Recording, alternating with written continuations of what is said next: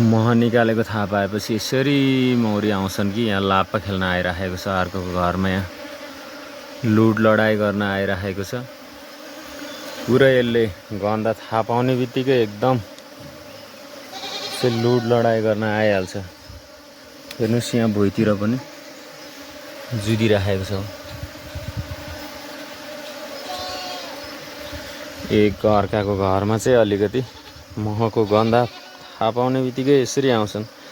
यसको लागि चाहिँ एउटा गन्ध आउने झार चाहिँ प्रयोग गर्नुपर्छ। यहाँ पुदिनाहरू अथवा त्यस्तो धेरै गन्ध आउने खालको झार चाहिँ यहाँ राख्थ्यो भने यो भाग्छ। हेर्नुहोस् है त, मैले यसरी राख्दैछु। अब यो भाग्छ, यो पुरै गन्ध आउने झार छ है।